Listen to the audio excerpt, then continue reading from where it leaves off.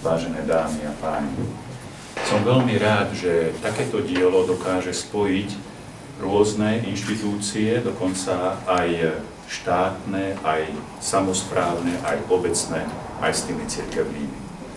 Ďakujem vám, že ste ma pozvali na takúto milú udalosť, ktorá bude požehnaním pre celé mesto a najmä predovšetkým pre tých, ktorí sú na túto pomoc odkázaní. Zišli sme sa do tohoto nového centra, ktoré má vytvoriť domov pre tých, ktorí ho nemajú, a ponúknuť lásku tým, ktorí po nej lačnejú. Na vytvorenie domova však nestačia ľudské sily. Potrebujeme pomoc Boha, ktorý je našim Otcom a má pre nás pripravený domov v nebi. Potrebujeme ochranu našej nebeskej Matky Panny Márie, ktorá vytvárala domov v Nazareckom dome. Preto dnes požehnávame toto nové centrum, aby na naše úsilie zostúpilo Božie požehnanie.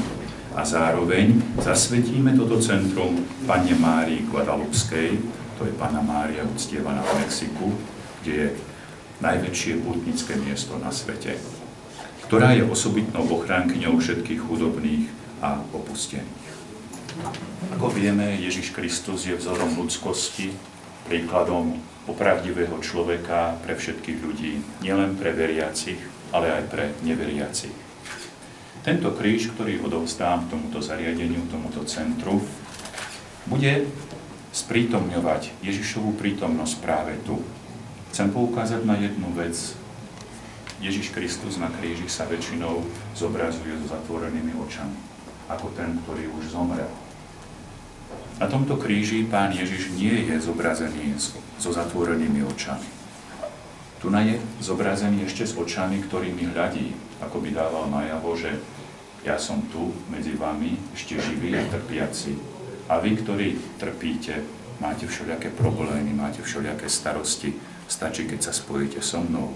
Stačí, keď sa zahľadíte na mňa. Ja vám pomôžem, ja budem pri vás. Cez tú lásku, ktorú budeme mať k Bohu a k blížnemu, každé utrpenie, každý kríž dostáva nový nadprirodzený zmysel. A tak by som bol veľmi rád, aby nikto, kto sem príde, nech by mal akúkoľvek krízu, nikdy si nezúfal. Aby vďaka tomu, že Ježiš Kristus za nás zomrel a hľadí na nás ako ten živý, ktorý chce spolu trpieť s nami, mu dodal silu, mu dodal odvahu, mu dodal to, čo najviac v tej chvíli potrebuje. Amen. Nech sa páči. Vy ste boli takí dobrí, minútku nás tu počkali, pani riaditeľka ma prevedie po dome a ja by som tie jednotlivé mie Otca i Syna i Ducha Svätého. Nech sa páči. Krásne.